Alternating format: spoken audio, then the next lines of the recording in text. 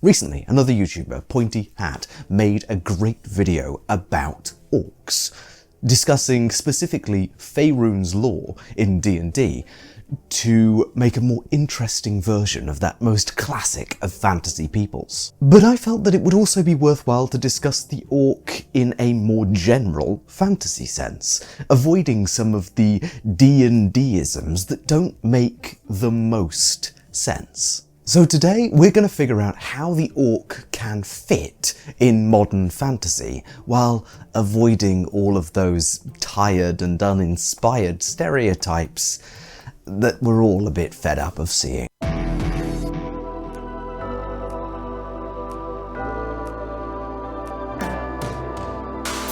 It only makes sense to begin at the source of the Orcish presence in fantasy: Tolkien. He borrows the word from Anglo-Saxon traditions, which use it to denote hellish, brutal, otherworldly creatures. And the original orcs in Tolkien's works were largely inspired by fantasy depictions of goblins, sharp-toothed, bow-legged, small creatures who avoid the light at all costs. However, the vast majority of modern orcish presentations take more of their cues from Tolkien's own Uruk-hai, powerful, beefy creatures who are more than willing to walk in the sun. Weirdly, for Tolkien, there's almost no consistent origin for orcs either. They're sometimes described as fallen elves, sometimes as elves transformed through torture, and sometimes they're pulled from mud through sorcery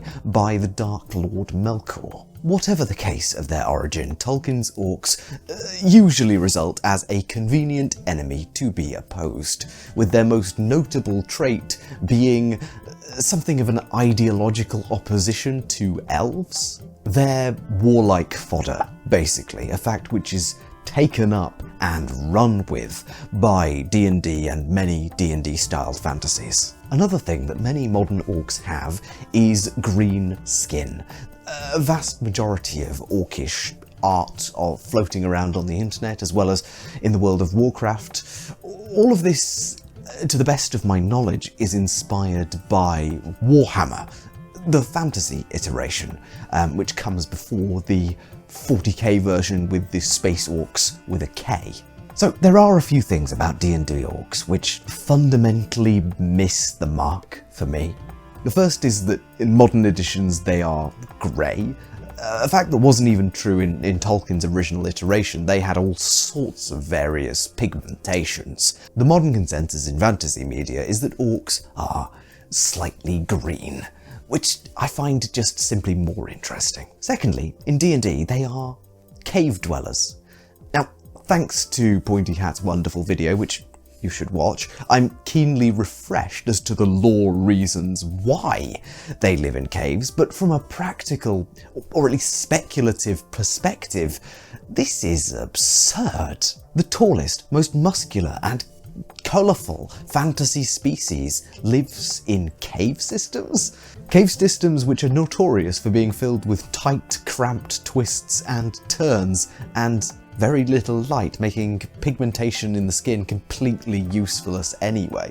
I don't care if the gods themselves decide where they must live initially. No orcish tribe worth its salt is going to sit patiently in an environment not suited to them just because their ancestors were told to by a couple of gods. Lastly, the assumption of uncreativity really irks me in general, especially when levied against evil species. Yes, I know this is largely Tolkien's long shadow in creating orcs as a contrast to elves, but for orcs in a D&D world to survive in the caves, they're going to need to get incredibly creative in what to hunt, where to travel, and how to sustain their population. I find that World of Warcraft's orcs work a heck of a lot better than D&D's, or specifically the Forgotten Realms orcs, for these exact reasons. Realistically, orcs in this modern sense make far better plains or mountain dwellers than cave dwellers,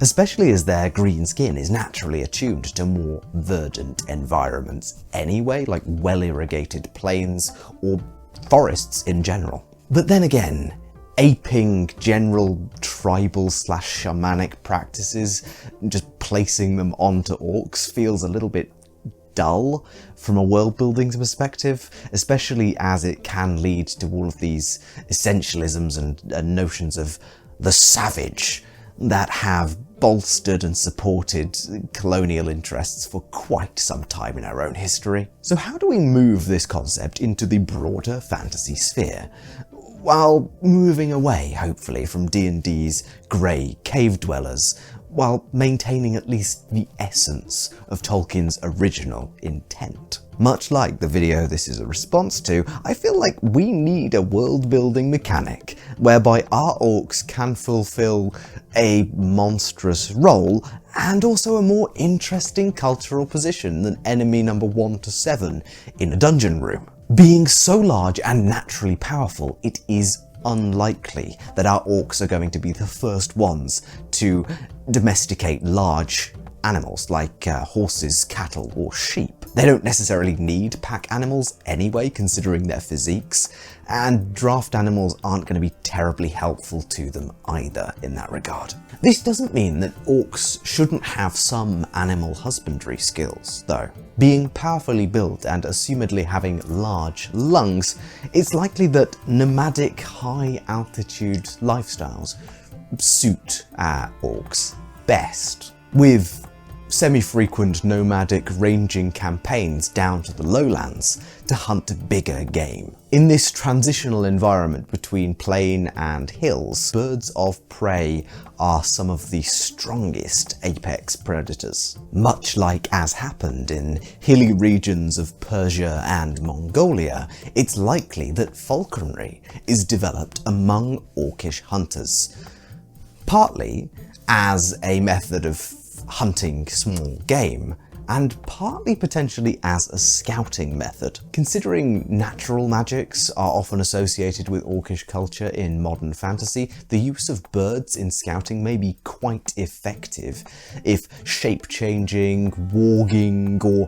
magical communication are on the table for our orcs, both for finding herds of vulnerable prey and scouting settlements from above for raids. An aerial view of landscapes is incredibly tactically valuable, and may indeed be a true orcish innovation. Especially considering orcs are often depicted as true omnivores, it's possible that they even develop close relationships with carrion birds, like vultures and condors, either instead of or as well as birds of prey, to find that food which civilized folk won't touch, choosing to consume it because they can avoid waste and avoid disease through their impressive constitutions. Furthermore, with their naturally gigantic wingspan and torso strength, the orcish warbow, once developed, would likely be a terrifying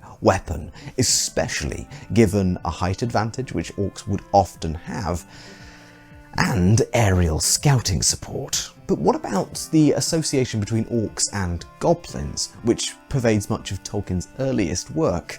Well, that's partly aesthetically sorted by ensuring both are green skins, but it could be very reasonable to see goblins as cave orcs, either as their own original species or a divergent path on the developmental ladder. A goblin's wiry short frame is far better for caving than an orc's form, so perhaps we're seeing an ex-orcish underclass who were once forced or exiled into the caves, who have eventually developed their own society and culture beyond the original orcs. Or, if we flip this, perhaps a divergence in environment, with goblins being the original fey creatures, and orcs being somehow trapped here on the material plane, forced to adapt to the harsh conditions that this world gives them. On the main world I'm working on at the moment, I'm using the green skins of goblins and orcs as justification for some very strange biology indeed. Both are partly photosynthetic. After all, orcs are almost always depicted as shirtless anyway, so why not justify that a little by having their skin being exposed to the sunlight be actually useful? It's only a small boost, but in my setting, orcs are the ultimate omnivores. They can process sunlight for energy, giving perhaps a 5% boost to overall function while they're on a regular diet. As this world has a bit of a wonky axis, that means that the orcs in the more sun-drenched regions have better reputations, more generally, for being greater mages and sages than their cousins in the less enlightened parts of the world. And I mean that literally. After all, an orc is pretty much the only natural ascetic who can survive meditating out in the sunlight pretty much indefinitely. Some famed sages and psionicists in my world are orcs for this precise reason. Having an additional method of acquiring nutrients also slightly justifies their very large body mass, and likely their long periods between meals that a tribe of orcs would likely face if they have an inbuilt backup to kind of help them survive passively. This also means that we can break apart the traditional orcish pantheon of gods. I find species-based pantheons to be really quite exhausting in fantasy world building in general, and having orcs related to gods of hunting, harvest, and the sun in general seems to be a very good step for them branching out further than gods which look like them. As well as this, orcs do adopt useful gods from the people around them more generally. Lastly, the notion of orcs as pillagers and habitual takers of other people's wealth really bugs me. As some scholars and critics of Tolkien have pointed out, orcs in this case can be seen really on both sides of pretty much every historical war. It's not rare in history to find a warband scouring across the land, raiding towns, ruining harvests, and stealing property and people. Frankly, that's just armies for most of human history. Most historic armies, especially in longer-term campaigns, had contingents who developed ruinous effects on the local people, requisitioning or simply looting supplies from local settlements and, depending upon the strength of military authority, burning and pillaging through the land, whether in their own country or not. The fact of the matter is that feeding an army is difficult work, and it's much easier to abuse the local economy of where you're fighting than set up an efficient supply chain in advance. Perhaps orcish raids can be understood in this context too. They may be part of an eternal war effort against the elves, or could be part of a crusade or holy war to fight towards the rising sun, perhaps, as a thematic tie-in to what we discussed earlier. Depending on a few factors, such as the orcs being perhaps ancient nomadic claimants to a land, or, the true indigenous population, it's entirely possible that they are constantly part of a guerrilla resistance against the civilizers, as other species like to call themselves. This might even be philosophically considered a just war by some scholars, explaining away to some extent the pillaging of local lands around the orc tribe. I just don't think it's remotely fair that a human or human-looking army marching off to war is considered justifiable, even if it leads to pillaging and the destruction of property and people who aren't even involved. We don't bat an eye when a fantasy country goes on a holy war against their evil neighbours, but an eternal struggle to reclaim a homeland from bureaucratic, colonizing urbanites? Yeah, when orcs do it, it's bad. So many fantasy stories also just have raider cultures in them, especially ones who copy the Vikings. But when it's done by goblins and orcs, it's not cultural, or a strategic maneuver, or an attempt at expansion. It's a bad thing that needs stopping. Of course, from a modern perspective, all of this stuff is a bad thing, which contravenes basic rights and is, a war crime. It's just worth observing from another perspective sometimes. Besides, a lot of this raiding mentality, this assumption that orcs are raiders and stealers of other civilizations' good things, comes from that assumption that orcs are in some way inherently uncreative. But with access to aerial scouting, broad, hilly regions, and some of the strongest and most competent workers around, orcs can probably quite easily master a hunter-gatherer, semi-nomadic lifestyle, with a focus on big game for most of the year, building up stores before the winter hard times begin. Maybe as it gets colder, and if you're using the photosynthetic idea, especially as the days get shorter, things become a little less sustainable in the Orcish camps, and they need to come down from the hills and move into the plains.